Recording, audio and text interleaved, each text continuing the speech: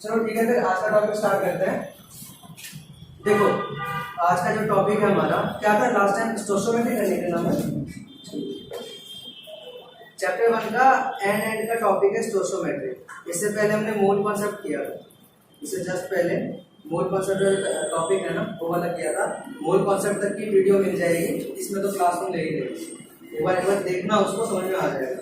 ठीक है, अच्छा देखो, जो नेक्स्ट टॉपिक है वो है स्टोइकोमेट्री एंड इट्स कैलकुलेशन, या स्टोइकोमेट्री एंड स्टोइकोमेट्रिक कैलकुलेशन, कुछ भी बोलो। स्टोइकोमेट्री एंड, मैं शॉर्ट लिख रहा हूँ, एंड इट्स कैलकुलेशन। देखो, समझने की कोशिश करना तुम दोनों, ठीक है, और नए वाले मतलब पुराने वाले, नए वाले समझने की कोशिश करें थोड़ा सा क्या चल रहा है, थोड़ा लगेगा अभी अभी सत्यनारायण की कथा क्यों चल रही है, पर जब वीडियो देख लोगे देखो, ठीक है। ओके, देखो स्टोइकोमेट्री जो वर्ड है उसका मतलब क्या है और इसका कैलकुलेशन का मतलब क्या है। स्टोइकोमेट्री का मतलब होता है टू कैलकुलेट, टू कैलकुलेट, और कैलकुलेट जो करते हैं वो किस वे में करते हैं, नंबर ऑफ मोल्स के थ्रू, टू कैलकुलेट इसका मतलब होता है। स्टोइकोमेट्री का मतलब होता है टू कैलकुलेट, ठीक है ना। टू कैलकुलेट किस टर्म्स में करते हैं, नंबर ऑफ मोल्स के टर्म्स में करते हैं। किसके टर्म्स में करते हैं, नंबर ऑफ मोल्स के टर्म में क्या करते हैं, कैलकुलेट करते हैं। अच्छा, क्या कैलकुलेट करेंगे भाई, कैलकुलेट जो है वो हम क्या करेंगे, मास कैलकुलेट करेंगे या वॉल्यूम कैलकुलेट करेंगे। इसमें क्या कैलकुलेट करेंगे हम, मास से वॉल्यूम कैलकुलेट करेंगे। कहाँ करेंगे, केमिकल रिएक्शन, कहाँ करेंगे, केमिकल रिएक्शंस में करेंगे हम कैलकुलेट। क्या करेंगे हम, केमिकल रिएक्शन में कैलकुलेट करेंगे। कैसे करेंगे, अभी क्वेश्चन कर रहे हैं, क्यों करेंगे, कैसा होता है, बस अब जो टॉपिक क्या कहना चाहता है मैं, स्टोइकोमेट्री का मतलब है to calculate, to calculate in terms of number of moles. Number of moles को हम किसमें कन्वर्ट करेंगे, मास या वॉल्यूम में। किसमें कन्वर्ट करेंगे नंबर ऑफ मोल्स को हम, मास या वॉल्यूम में। ठीक है, हम एवरीडे लाइफ में नंबर ऑफ मोल्स का काम थोड़ी है, मास या वॉल्यूम का काम होता है ना। तो स्टोइकोमेट्री का मतलब है to calculate in terms of number of moles. इसकी डेफिनेशन में नहीं लिखूंगा, जब बोलोगे तो बात to calculate number of moles, ठीक है ना। लेकिन नंबर ऑफ मोल्स के बाद हम क्या करते हैं, हम असल में मास या वॉल्यूम तक पहुंचना चाहते हैं किसी एक क्वांटिटी या केमिकल रिएक्शन में। केमिकल रिएक्शन में हम उसमें किसी एक कांस्टेंट रिएक्टेंट के मास या वॉल्यूम तक हम जाना चाहते हैं। ठीक है, समझना है टॉपिक क्या है, ठीक है, समझ रहे हो, टॉपिक समझ आया, बस टॉपिक, ठीक है। इसमें कैलकुलेशन करते हैं हम। स्टोइकोमेट्री वर्ड नया सा दिख रहा है, इसका मतलब है to calculate in terms of number of moles. Number of moles को ही हम लेके जाएंगे मास में या वॉल्यूम में, इतना ही है, ठीक है, समझ आया। अच्छा, इसमें मुझे एक और चीज बताना था, एग्जांपल देखो, suppose a plus B gives you C, है ना, a plus B gives you C. अब मान लो यहाँ पे 2 है, यहाँ पे 3 है, यहाँ पे क्या है, 4 है। ऐसे हाइपोथेटिकल कुछ केस मान लिया मैंने, और ये ट्रू नहीं है, हाइपोथेटिकल है, मतलब हमने कल्पना कर रखी है। अब इसको मैं स्टोइकोमेट्री में कैसे डिफाइन करूंगा, तुम क्या बोलोगे इसको, जो केमिकल रिएक्शन है इसको तुम बोलोगे क्या, ऐसे नॉर्मली, यदि स्टोइकोमेट्री नहीं पढ़ी है तुम ये बोलोगे 2a + 3b गिव्स 4c। उसमें भी तुम्हारा a और b क्या है, रिएक्टेंट है, a और b क्या है, रिएक्टेंट है। रिएक्टेंट को हिंदी में क्या बोलते हैं, अभिकारक। हाँ, हिंदी में क्या होता है, अभिकारक, भूल जाओ, रिएक्टेंट है, क्या है वो, रिएक्टेंट है। और ये क्या है, प्रोडक्ट, ये क्या है, प्रोडक्ट, इसको क्या बोलते हैं, उत्पाद, भूल जाओ, क्या है ये, प्रोडक्ट, ठीक है, सारी बात समझ में। अच्छा, बायलैंग्वेज को बहुत फायदा होता है, मेरे को मेरे को बड़ा फायदा हुआ, मैं इंग्लिश में तो पढ़ ही रहा था, मेरे को हिंदी के भी समझ में आता है, बहुत फायदा होता है बायलैंग्वेज को। जो दोनों जानते हैं ना, हिंदी इंग्लिश दोनों, उनको फायदा बहुत होता है, रियल बता रहा हूँ मैं। यदि तुमने मैथ की बुक हिंदी में तब भी तुम पढ़ लोगे, मैथ की बुक इंग्लिश में तो तब भी पढ़ लोगे, है ना।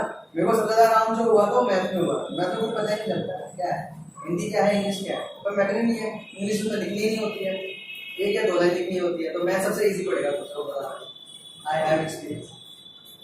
बट इसमें ये क्या है, याद करना पड़ता है, थोड़ा बहुत लैंग्वेज एक दो हो जाती है, ऐसा कोई बड़ी प्रॉब्लम आएगी पता। अच्छा देखो, इसको क्या बोलते हैं, इसको बोलते हैं प्रोडक्ट। तुम ऐसे बोलोगे ए और बी रिएक्टेंट थे, उन्होंने सी प्रोडक्ट दे दिया, नहीं, भूल जाओ। नेक्स्ट सीखो स्टोइकोमेट्री। स्टोइकोमेट्री के टर्म्स में कैसे कहेंगे इसको, स्टोइकोमेट्री के टर्म्स में ऐसे कहेंगे, लिखा है ना नंबर ऑफ मोल्स के टर्म्स में, स्टोइकोमेट्री टर्म में ऐसे कहेंगे 2 मोल्स ऑफ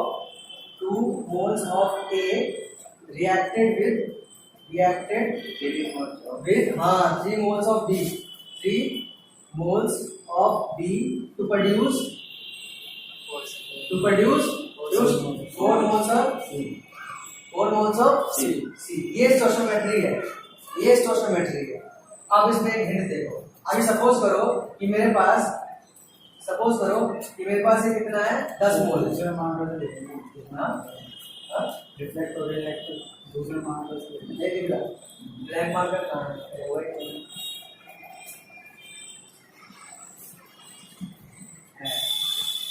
अरे आज मैं खेलने गया था सुबह दुकान में।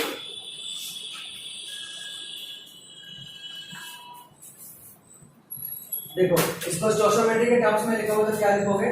2 moles of A reacts with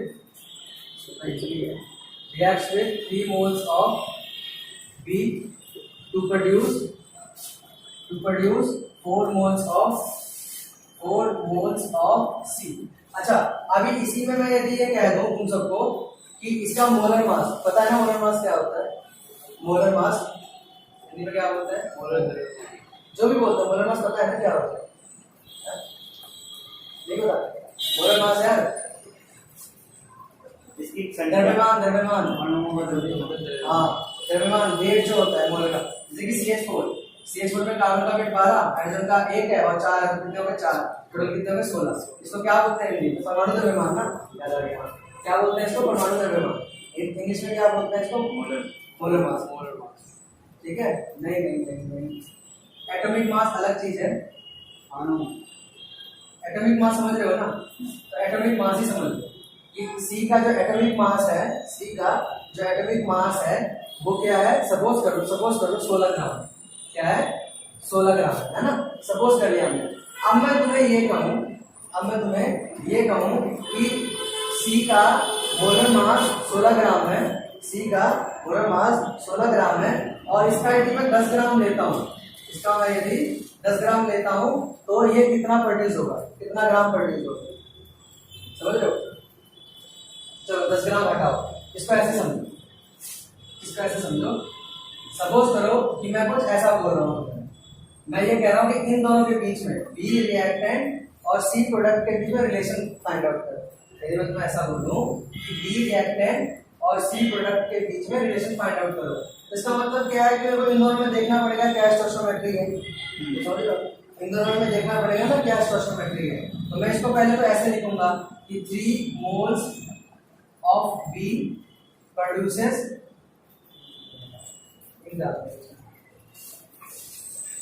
इसमें हम कैसे लिखेंगे? 3 moles of B produces 4 mole of C, है ना? अब मैं तुम्हें ये कहूं कि B का रिलेशन क्या है, इंडिविजुअल रिलेशन क्या है, तुम ये बोल सकते हैं कि 1 mole of B produces 4/3 moles of C। ये कह सकते हैं? समझ रहे? हाँ, ये समझ आया? यही स्टोइकियोमेट्री है और कुछ नहीं है स्टोइकियोमेट्री। समझे? एक न्यूमेरिकल से समझते हैं, समझ आएगा। ठीक है? एक डालूं मैं इसको। देखो स्टोइकियोमेट्री कुछ नहीं है। अभी ये ऐसा है, मेरे पास 4 थे, 4 को यूनिट थे। उस 4 यूनिट को मैंने किसी से बोला कि 2 यूनिट दे दे और मैंने उसको क्या बना दिया? 6 यूनिट बना दिया। सपोज करो अब मैं कहूंगा कि यार 4 थे मेरे पास, बन तो गए 6, तो मेरा उससे रिलेशन क्या है? तो मेरा रिलेशन क्या होगा? 6/4 का। यही है स्टोइकियोमेट्री। 6/4 का होगा कि मैं अकेला इंडिविजुअल 6/4 प्रोड्यूस करता हूँ, अकेले के हिस्से की बात करें। समझ लो बात? ये स्टोइकियोमेट्री है। एक न्यूमेरिकल करा रहा हूँ, ठीक है? उसको फिर करते हैं, थोड़ा निकाल दूं। आसान टॉपिक है। कितने मार्क्स में आया पेपर में? 2 मार्क्स।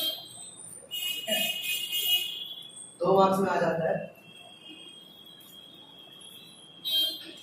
देखो इसमें लिखो पहले डेफिनेशन, उसके बाद करें।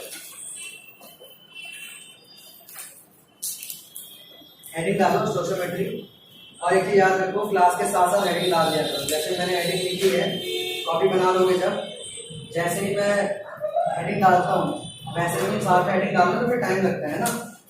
चलो हेडिंग डालो जल्दी से। शॉर्ट डेफिनेशन लिखो।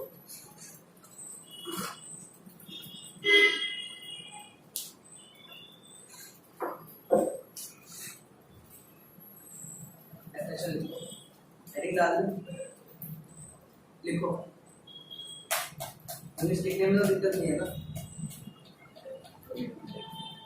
अगर तुम्हें इंग्लिश लिखने में दिक्कत नहीं है ना? वेरी गुड, बस तो हो गया सॉल्व, मामला सॉल्व। आगे देखो, लिखो definition. Stoichiometry deals with the calculation of masses. Stoichiometry deals with the calculation of masses, the calculation of masses, bracket में वॉल्यूम्स लिख लो, और वॉल्यूम्स, ब्रैकेट में और वॉल्यूम्स, ब्रैकेट में और volumes, volumes, bracket close of the reactants and the products, reactant and the products involved in a chemical reaction, involved in a chemical reaction, full stop, involved in a chemical reaction, full stop, chemical reaction, involved in a chemical reaction। लिख लिया? समझ में मैं क्या बता रहा था? देखो याद करो, वापस से आओ। मैंने क्या बोला? स्टोइकोमेट्री है to calculate number of moles to go to mass and volume। अब समझ आया क्या समझा रहे थे? कमांड वर्ड में मिल गया, डेफिनेशन में आई, न्यूमेरिकल कर। डेफिनेशन क्लियर है सबको? ठीक है, चलो प्रॉब्लम 1.3 करते हैं। अब समझने की कोशिश करना, ठीक है? इंटरेस्टिंग न्यूमेरिकल है बहुत ज्यादा। देखो इसका यूज क्या है। तुम सब अभी सोच रहे होगे, अरे यार पढ़ा तो गया, चल गया भाई, यूज क्या है उसको बताओ, क्या करें इसका? अभी चलेगा, क्या है प्रॉब्लम 1.3 पढ़ रहा हूँ मैं। तुम सब बस कॉपी किताब बंद करो, अभी समझ लो, उसके बाद नोट कर लेना। प्रॉब्लम 1.3 कहता है calculate the amount of water produced by the combustion of 16 gram of methane, 16 gram of methane. ठीक है, प्रॉब्लम 1.3 इसमें कीवर्ड देखें तो हमें क्या बोला है? 16 gram of methane, 16 gram of methane. हमारे पास 16 ग्राम है मीथेन का, और फिर हमसे ये पूछता है कि कितना वाटर प्रोड्यूस होगा, कितना वाटर प्रोड्यूस होगा, वाटर प्रोड्यूस। साथ में एक और कीवर्ड दे रखा है, ध्यान दो। इसका क्या करा है? कंबशन करा है। क्या करा है? इसका कंबशन करा है, दहन, ठीक है ना, जलाया गया। अब क्वेश्चन को समझो ध्यान से। क्वेश्चन कहता है 16 ग्राम है मीथेन का, कितना है? 16 ग्राम है मीथेन का, उसको हमने करा कंबशन, तो कितना पानी प्रोड्यूस होगा? बड़ा इंटरेस्टिंग है देखो क्वेश्चन। हमें नहीं पता कि कितना प्रोड्यूस होगा, लेकिन हम इस कॉन्सेप्ट को जानते हैं। हम कोई भी केमिकल रिएक्शन का हम दूसरा चीज निकाल सकते हैं, जो प्रोडक्ट होगा, जो रिएक्टेंट होगा ना। यदि मैं ये कहूं कि कितना मीथेन जलाऊं कि 20 ग्राम पानी प्रोड्यूस हो जाए, उल्टा समझो, मैं तुम्हें आयाम दे रहा हूं इसमें, तुम खुद भी बाद में घर में जाके कर सकते हो कुछ भी आंसर। इसमें क्वेश्चन जो है उसका उल्टा समझाना होगा। मैं ये कहूं यदि मेरे पास मीथेन के कंबशन कर रहा हूं, यदि मैं मीथेन का कंबशन कर रहा हूं और मेरे पास 20 ग्राम पानी प्रोड्यूस हुआ है, तो कितना मीथेन जलाया होगा? यदि मैं ऐसा कुछ पूछूं तुमसे, इंटरेस्टिंग है, पर इसको अभी समझने की कोशिश करो। 16 ग्राम मीथेन था मेरे पास, उसको मैंने कर दिया कंबशन। क्या कर दिया मैंने उसको? कंबशन। तो वाटर कितना प्रोड्यूस होगा? वाटर कितना प्रोड्यूस होगा, ये क्वेश्चन है ना। कंबशन मतलब समझते हो क्या? हाँ, दहन ना, जलाना। कंबशन क्या होता है?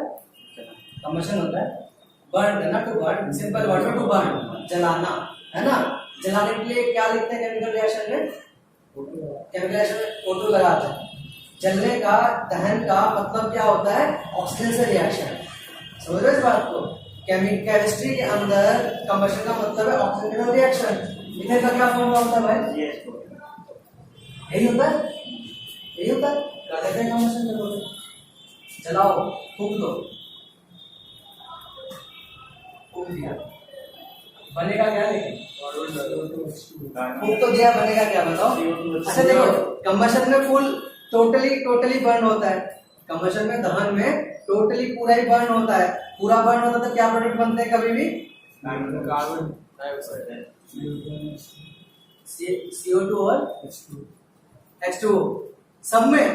हाइड्रोजन हाँ, किसमें बनता है फिर, और अपना हाइड्रोकार्बन। याद रखना ये साइड वाइज मतलब नोट करना तो साइड में एक्स्ट्रा। हाइड्रोकार्बन्स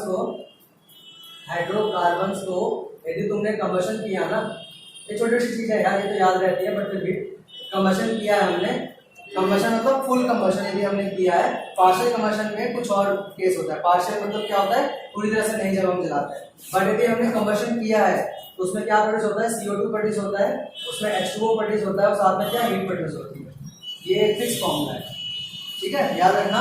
कोई भी हाइड्रोकार्बन का कंबशन करोगे, कार्बन डाइऑक्साइड, H2O और हीट प्रोड्यूस होगा, ठीक है ना। अब देखो कर दिया कंबशन, बना दो, क्या बनेगा, CO2 प्रोड्यूस होगा और क्या प्रोड्यूस होगा, H2O। हीट में नहीं लिख रहा हूँ इसमें क्योंकि हमें हीट से इस क्वेश्चन में मतलब ही नहीं है, ठीक है, वैसे हीट भी होगा प्रोड्यूसर। अच्छा एक और चीज है, स्टोइकोमेट्री के अंदर कैलकुलेशन तब तक नहीं कर सकते आप जब तक कि आपने बैलेंस केमिकल इक्वेशन ना लिखा, संतुलित ना किया हो तो नहीं हो, बैलेंस करना पड़ेगा। करो करें, CH2 2 लगा दो, लगा दो, 4 हो गया, H2 तो 4 हो गया, यहाँ पे क्या लगा दो, बैलेंस हो गया। अब हम कर सकते हैं स्टोइकोमेट्रिक कैलकुलेशन, अब हम स्टोइकोमेट्रिक कैलकुलेशन कर सकते हैं। सबसे पहले जिस भी चीज का बोला हो उसकी केमिकल रिएक्शन लिखो, आप धीरे सीख जाओगे केमिकल रिएक्शन कैसे लिखना है, केमिकल रिएक्शन लिखो पूरा का पूरा। केमिकल रिएक्शन लिखने के बाद पहला स्टेप यही है कि उसके बाद क्या आप केमिकल रिएक्शन को बैलेंस कर लें, केमिकल इक्वेशन को बैलेंस कर लें, कर लिया बैलेंस। अब आ जाता है स्टोइकोमेट्रिक, अभी भूल जाओ कि क्या दे रखा है, मैंने कंबशन को सॉल्व कर लिया, अब इसको लिखो स्टोइकोमेट्रिक टर्म्स में, बुक के आंसर मत देखना, पागल हो जाओगे फालतू में, ठीक है। अब इसमें स्टोइकोमेट्रिक की लैंग्वेज में लिखा जाए इसको, तो स्टोइकोमेट्रिक के लैंग्वेज में क्या लिखूंगा, इसको ऐसे लिखूंगा 1 मोल ऑफ, क्या हो गया, इसको कैसे लिखेंगे, 1 मोल ऑफ, कौन सा नहीं दिख रहा, रेड दिख रहा, रेड नहीं दिख रहा, ब्लू दिख रहा है, इसमें ना लाइट आ रही है। अभी वहां पे स्टैंड ट्राइपॉड जो खरीदना है ना, उसका कुछ बन ही नहीं रहा, हम कुछ और सेटिंग सोच रहे थे, वो हो नहीं रहा, वहाँ लाइट में कुछ नहीं लग रहा, रिफ्लेक्शन नहीं है पीछे, वही क्लास उनको लेके आया उधर रिफ्लेक्शन नहीं है, उधर ही लेंगे। चलो देखो, तो इसको हमें स्टोइकोमेट्रिक टर्म्स में लिखना है क्वेश्चन सॉल्व करने के लिए। 1 mole of CH4 reacts with बताओ भाई 2 moles of ऑक्सीजन, हाँ ऑक्सीजन गैस, और इस CH4 क्या होता है, गैस होता है लिक्विड होता है, गैस लिखा नहीं है मैंने यहाँ पे, बट चलो बोल सकते हैं गैस लिक्विड ऐसी है, ठीक है, सब गैस है, बैलेंस केमिकल इक्वेशन ऐसे ही लिखा जाता है। तो 1 mole of CH4 gas reacts with 2 mole of O2 gas to produce 1 moles of carbon to produce 1 mole of CO2 gas and 2 moles of hydrogen, 2 moles of H2O water, ठीक है। Stoichiometric तो लिख दिया है मेरे पास, सबका ही कुछ है। देखो 16 ग्राम मीथेन का और पानी, 16 ग्राम मीथेन का और वाटर, 16 ग्राम मीथेन का और वाटर, हमें इन्हीं दोनों में रिलेशन की जरूरत है, हमें किसी और की तो बात नहीं की गई ना।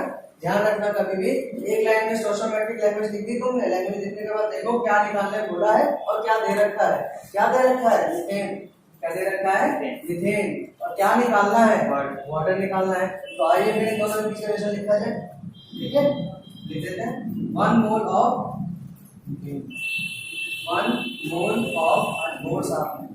one mole of CH4 gas produces या यहाँ पे एरो भी लगा सकते हो, फिर यहाँ पे चाहो तो एरो भी लगा सकते हो। 1 मोल ऑफ CH4 इसका मतलब भी प्रोड्यूस होता है, बट फिर चलो लैंग्वेज में करते हैं, produces 2 moles of H2O gas, है ना, ये लिख दिया हमने। क्योंकि देखो हमने क्यों लिखा, हमको कुछ और नहीं सकते, इसलिए लिखा है क्योंकि मीथेन का अमाउंट गिवन है और वाटर का निकालना है, या वाटर का दिया होता, मीथेन का निकालने का था, तो रिलेशन हम इन्हीं दोनों का लिखते हैं क्योंकि हमारे को इन्हीं दोनों को फाइंड आउट करना है रिलेशन, है ना। ये समझ में आया तुम सबको, इतना ठीक है।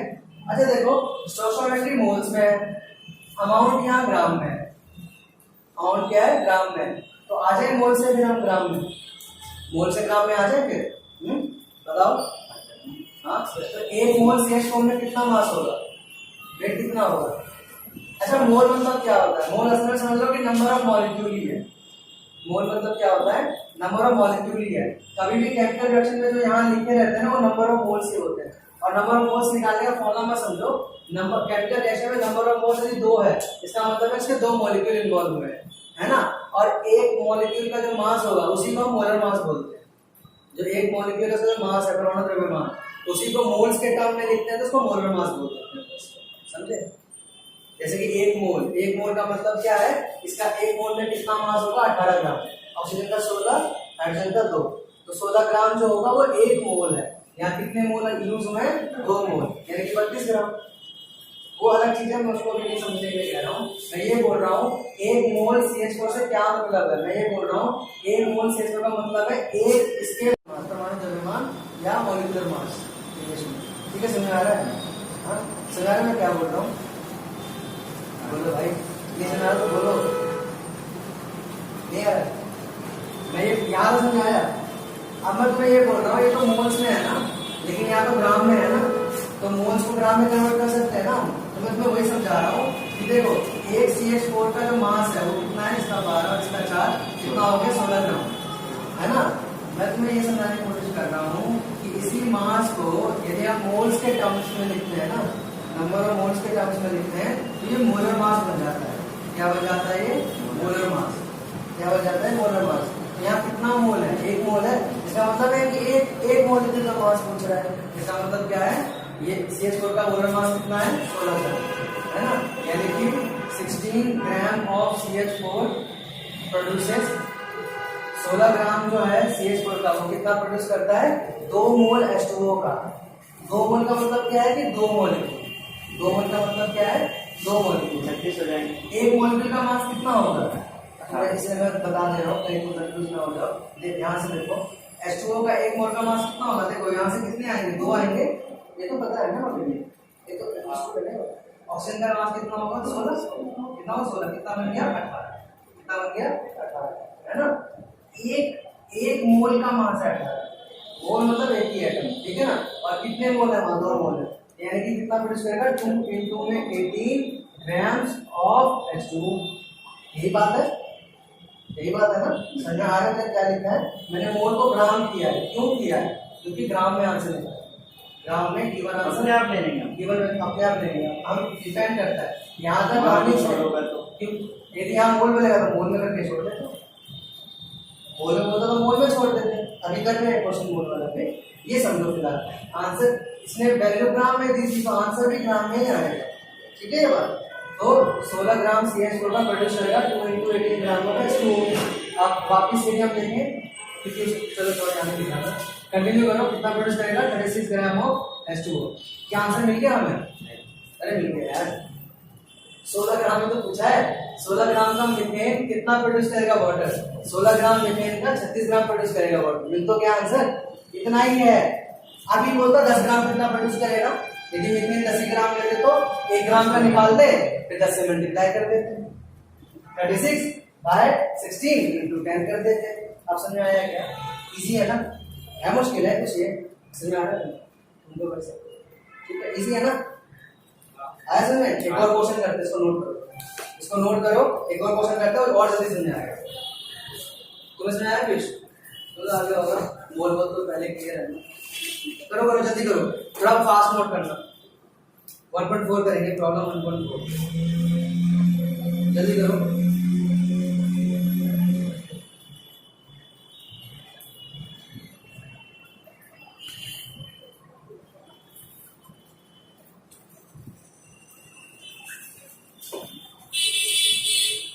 रिफ्लेक्शन की प्रॉब्लम हट जाएगी, 7 से 8 क्लास लेंगे अब। मैं तो इन्फॉर्म नहीं किया था, इन्फॉर्म कर रहा हूँ। नेक्स्ट वीक से क्लास 7 से 8 होगी। आज होगी ना 7 से 8? 7 से 8 केमिस्ट्री के सर 4 से केमिस्ट्री 7 से 8 नहीं, फिजिक्स की हमारी कब है? 4 से 5 6 से 7 करा दूँ, 6 से 7 बात वही मैं इसीलिए मैंने पूछा आपको रेगुलर करवाते हैं क्लास मतलब लाइन नहीं का नहीं का आते हैं नहीं हाँ भैया के पास है ना तो क्या टेंशन भैया के पास फिजिक्स है या मैथ है मेरा नाम तो अच्छा फिजिक्स है ना अरे हाँ हाँ तो क्या दिक्कत है सर मैं भैया से बात कर लूँगा ठीक है कंटिन्यूटी में रहेगा सही रहेगा इसको जल्दी से नोट करो समझ में तो आ रहा है ना सबको तुम्हें क्यों समझ में आ रहा है तुम्हें हाँ, ठीक है ना इजी है कुछ मुश्किल नहीं कॉन्सेप्ट है एग्जाम में आता है कुछ एग्जाम का फेवरेट क्वेश्चन 2 मार्क्स में जल्दी करो थोड़ा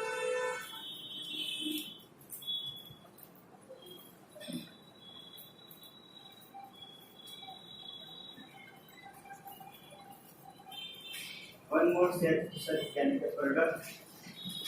1 mole of CH4 produces 2 moles of H2O 3 line का आंसर है सिर्फ 3 लाइन लिखनी पड़े 3 या मान लो 2 4 5 6 6 जल्दी करो थोड़ा जल्दी करो कम से कम ये वाला टॉपिक कवर करें फिर एक लास्ट टॉपिक बचेगा लास्ट क्लास आप लेट हो गए सही है क्या हाँ 1 mole of CH4 gas produces produces जल्दी करो स्पीड बढ़ाओ तुम सब लिखने का अपने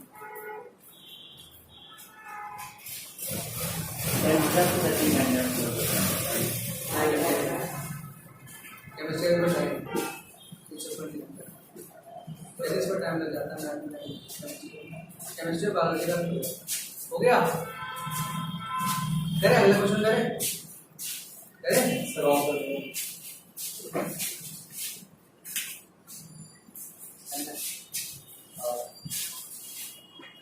करो 1.4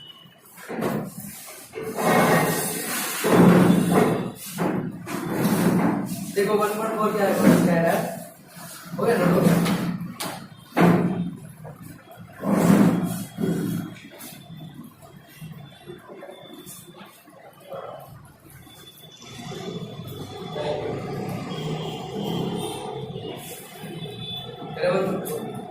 देखो 1.4 क्या कहता है प्रॉब्लम 1.4 कहता है how many moles of methane are required to produce 22 grams of CO2 gas after combustion ये इसका रिवर्स क्वेश्चन है इसका क्या है जस्ट रिवर्स क्वेश्चन है कि मेरे को कितना मीथेन कंबशन करना पड़ेगा यदि मुझे 22 ग्राम CO2 प्रोड्यूस करना हो बस CO2 और हमें CH4 का रिलेशन निकालना है लेकिन पूछ रहे हैं नंबर ऑफ मोल्स तो ग्राम से मोल्स में आना है ना मोल से ग्राम में नहीं जाना है तो बस एक स्टेप रिवर्सल है और कुछ नहीं देखते हैं कैसे करेंगे ठीक है जो निकलेगा उससे अपन मान लो मान हाँ मास निकाल लेंगे नंबर ऑफ मोल्स निकालने का फॉर्मूला तो ऑलरेडी पता है नंबर ऑफ मोल्स निकालने का फॉर्मूला पता ही है बस हमें मास ही तो फाइंड आउट करना है कितना मीथेन का मास लेना पड़ेगा आ गया तो हो गया क्वेश्चन ठीक है देखो क्वेश्चन में जो कीवर्ड्स है उसको ध्यान दें क्वेश्चन में कीवर्ड यही है यदि हम थोड़ा रिवर्स में देखें तो CH4 का कंबशन होगा क्या होगा CH4 का कंबशन होगा और हमें इसका अमाउंट निकालना है क्या निकालना है हमें इसका अमाउंट पूछा गया है अमाउंट हमें क्या करा गया है पूछा गया है गिवन क्या है हमारे पास देखो 22 ग्राम ऑफ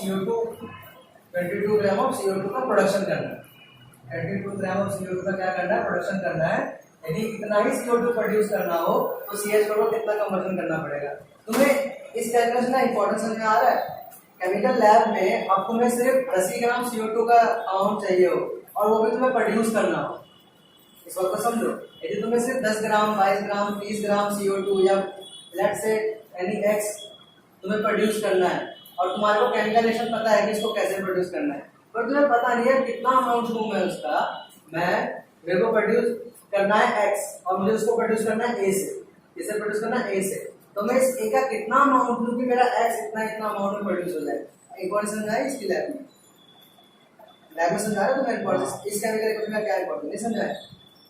मैं ये कह रहा हूँ सपोज करो कि तुम ए से बी बना रहे हो और तुम चाहते हो कि तुम्हारा जो बी प्रोडक्ट है ना वो तुम्हें एक्स अमाउंट में मिले, तुम्हें क्या मिले, एक्स ग्राम में मिले। अब तुम्हें पता नहीं ना कि तुम्हें एक्स ग्राम जो चाहिए उसके लिए ए को कितना रिएक्शन कराना पड़ेगा। जो भी रिएक्शन है, कंबशन है कि क्या बोलते हैं, एडिशन रिएक्शन क्या बोलते हैं, एक्सेलरेशन इंग्लिश में बोलते हैं एडिशन रिएक्शन। हाँ, एडिशन रिएक्शन करना पड़ेगा या कोई और रिएक्शन करना, रेडॉक्स करना पड़ेगा, वो छोड़ दो, वो प्रोसेस तुम्हें पता है। तुम्हें जो प्रोडक्ट चाहिए वो तुम्हें एक्स ग्राम चाहिए, उसके लिए कितना रिएक्टेंट हमें यूज करना पड़ेगा ये हमें नहीं पता ना, ये हमें यहाँ से चल रहा है। पता, देखो ध्यान से, यदि मुझे रिएक्शन पता है, ये पूछ रहा है ना CH4 का कितना कंबशन करें, कितना अमाउंट लें कि 22 ग्राम मिले CO2 का, क्या है, यही तो है। समझ में आया नहीं क्या यूज है इसका, आप समझ आया है ना, ये यूज है। किसी भी केमिकल रिएक्शन में अभी मान लो B मुझे x ग्राम चाहिए तो A कितना लूं, या ये बोलो कि A मैंने कितना लिया है तो B कितना प्रोड्यूस होगा, ये इसका यूज यहाँ पर। तो कितना इंपॉर्टेंट है ये वाला केमिकल रिएक्शंस में, ये कितना इंपॉर्टेंट टॉपिक है लैब के अंदर, बहुत इंपॉर्टेंट। ठीक है, ये रे करते हैं क्वेश्चन, इसमें भी से थोड़ा कंबशन ही किया, क्वेश्चन पढ़ोगे चलेगा पता, कर देते हैं कंबशन।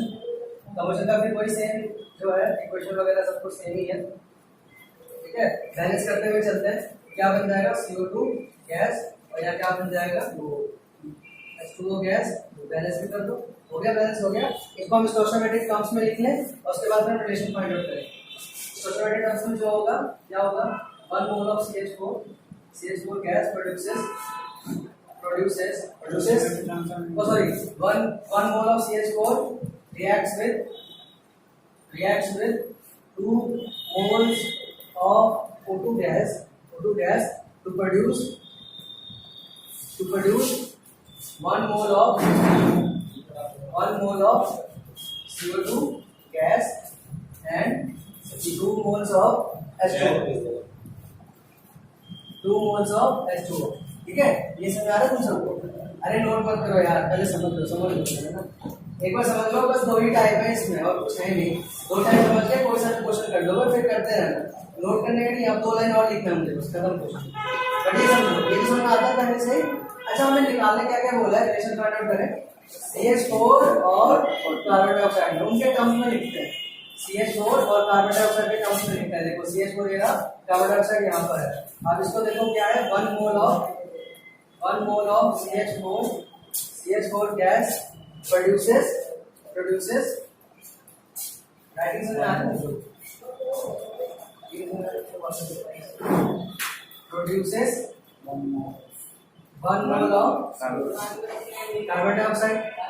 अच्छा, अब बड़े मजे की बात है, हमसे ये पूछ रहा है कि कार्बन डाइऑक्साइड मीथेन के कितने मोल्स यूज होंगे, मीथेन के कितने मोल्स यूज होंगे यदि 22 ग्राम कार्बन डाइऑक्साइड का प्रोडक्शन करना है।